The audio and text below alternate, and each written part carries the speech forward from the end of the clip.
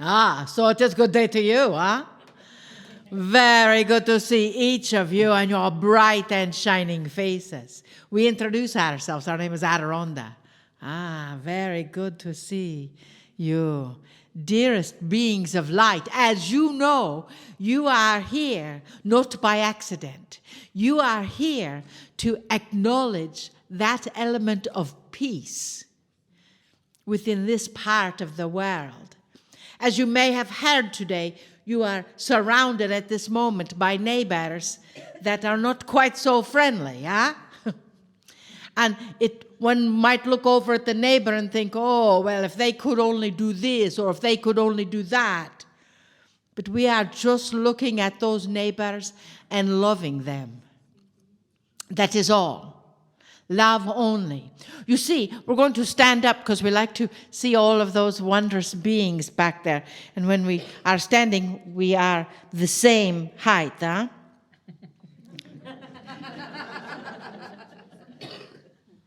You see, you have the capability to instill love into each being here that you encounter.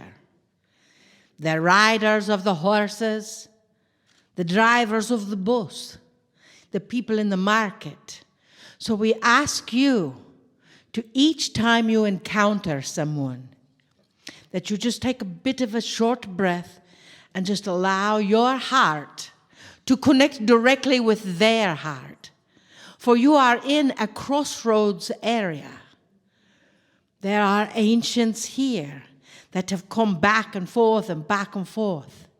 There are visionaries here in the land from the future. Many of you have seen that this land is different energy. It does not have the chaos of Egypt. It does not have the traffic of Carroll. And that is what you are creating. That is what you are instilling in your vibrational frequency. You see, because the great masters have walked on this land. Take a deep breath. The great masters are you, who have walked here before. The great masters are connecting in new and different ways.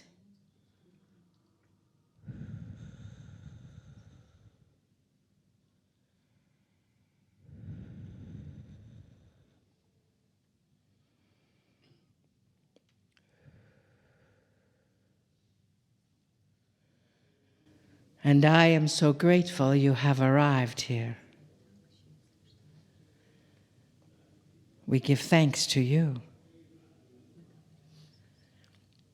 for your energy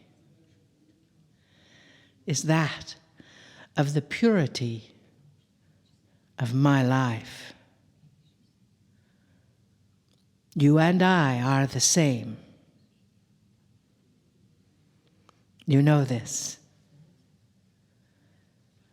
You and I are one. You can do what I do. Always. That is why you received the invitation.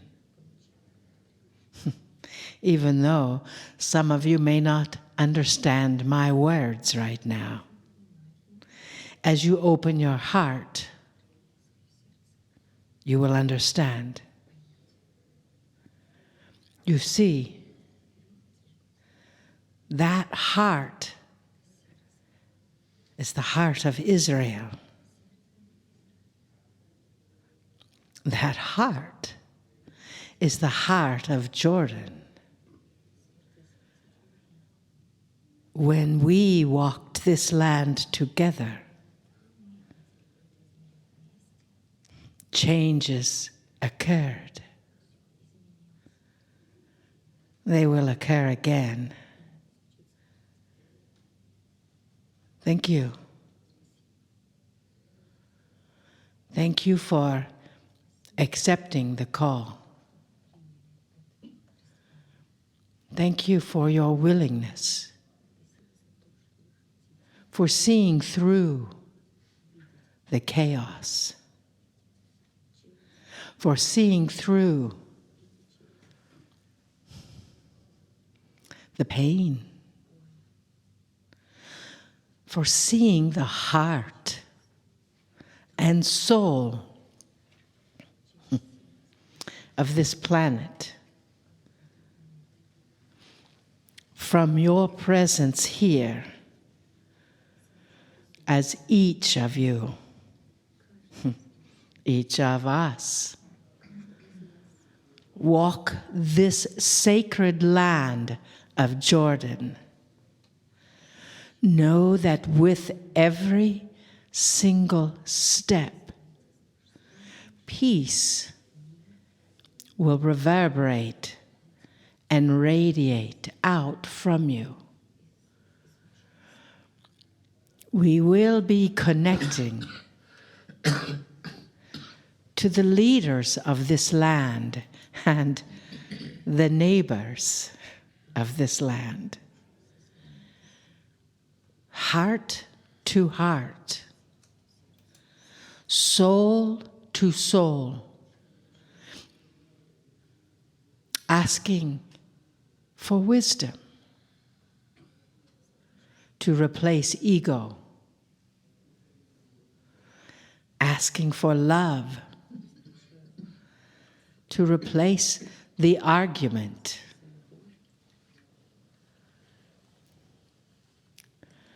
asking for connection that only humans can experience, which is why I am here with you, always. I love you so much.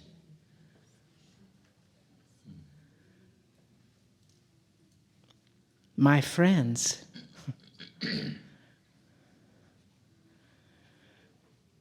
my family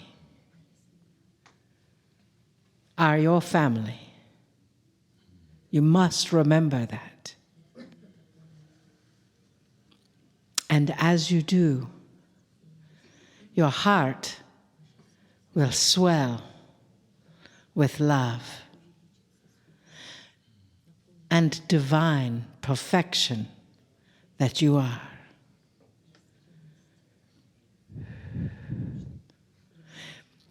It is time to stop remembering what you did here and start living what you are here to live.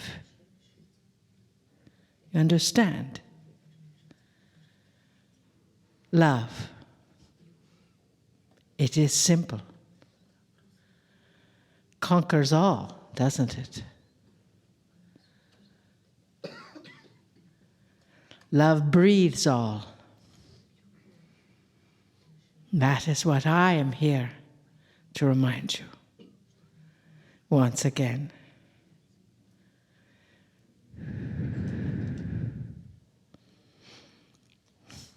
We love you deeply. We honor you. And we bid you namaste.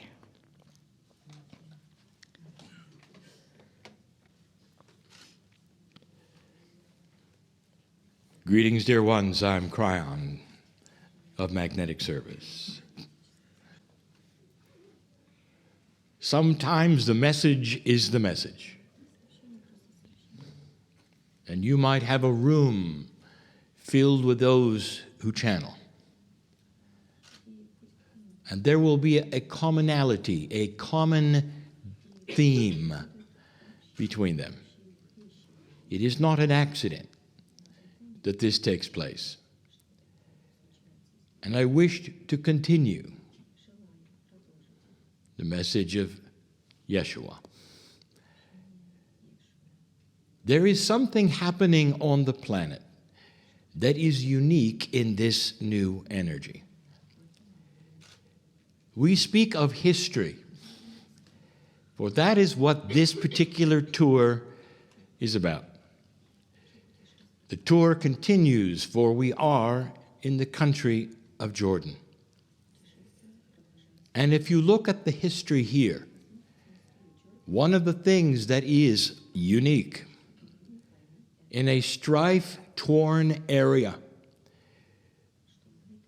with those who would oppose Israel, with enemies at every border, it was this country who first made peace. And in order to do that, I'm going to tell you something. It took a king to do something like this. If he had taken a poll of the citizens, it might never have happened. One man's vision of peace between the country that he represents, and an enemy that had been an enemy for many, many years. You might even say that this goes back centuries. It's time to stop remembering. And it's time to start looking forward to a future. But what I want to tell you is that there is a new attribute in this energy. There are young people in this country, some of whom are Palestinians, many who are simply Jordanites, who were born after there was peace with Israel. And that is all they've ever known. They grow up knowing about peace between the countries. And then it starts. They are taught in school or by their parents or their friends who are older how they should feel, who did what to whom, how unfair certain things are, and why they should hate the people they should hate. This has been going on for a long time. And dear ones, some of these young people are starting to question that. They're asking very basic questions like, why should we continue a strife that is not even something we had anything to do with? Why should we take history as our guide when it is filled with hate and conflict and war? Why should we perpetuate something that has never, ever brought solution? Ever. Where are the new ideas, they would say? And the teachers and the parents would back up and say, you're too young to know. When you get older, you will see what we see. And the young people are saying, that's not the case. When we get older, we will see beyond what you see. And the reasoning for this, in this new energy, is something that is taking place. And I'll give it to you. History is no longer carrying the same impact as it used to. In an old energy, humanity warred. They did war after war after war. And history led them into the next war. And they would take a break and go back at it. Even if there were spaces or lulls between conquerors, another country would have theirs, and on it would go. They seemed to take their turns through history, conquering many, only to be conquered by others. This is an old energy, historic attribute, and it's beginning to shift. With the involvement of human nature, with light starting to be seen better and better, and solutions starting to occur more and more, there's going to be less and less history-driven consciousness. Sometimes it takes a king, and in this time it did. Now, I want to reflect on what this means to you. Now I'm going to turn a page, as my partner says. And I want you to see what I've given you and how it applies to what we're going to discuss. Every single human, especially the old soul, has history. And that is carried in your Akashic record. In an old energy, your Akash would show itself in certain ways.